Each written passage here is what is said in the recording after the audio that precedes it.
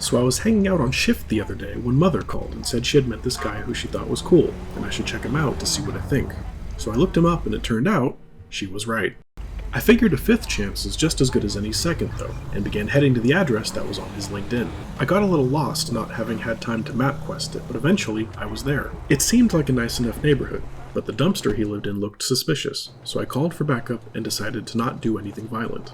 Armed only with a flashlight that definitely doesn't kill things, I began to walk down this conveniently safe-looking alley. It appeared that nobody was home, or at the very least, he did not live in a car space. I didn't have much time to worry about that, however, since the backup I had forgotten to call was there anyway. The lights were very annoying, so I hurried down to ask if they would turn them off, only to discover that it was not my backup. Thankful that I wouldn't have to talk to any of my coworkers, I continued on to the first house that looked like it was owned by a sex offender. It was hard to tell with all the lights off, so I got out my trusty flashlight.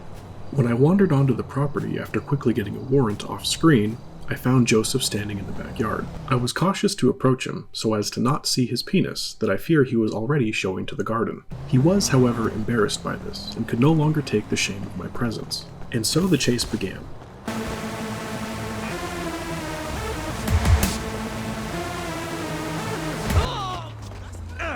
Thankfully, a citizen stepped in, preventing me from having to use my flashlight on this man's back.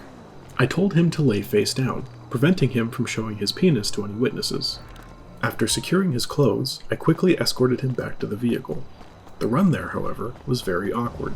I put him inside and quickly did my victory spin, before realizing I would have to call my mother and tell her the bad news. I was sure to use my Bluetooth, so that Joseph could be embarrassed by the clear disappointment in my mother's voice. It was quickly topped by my own embarrassment, however, when I realized I had driven to the wrong police station. Finally, it was time. I said my goodbyes to Joseph as one of my useless coworkers escorted him inside the station. I then spent some time sanitizing my back seats so I could return to my shift without thinking about Joseph's penis being on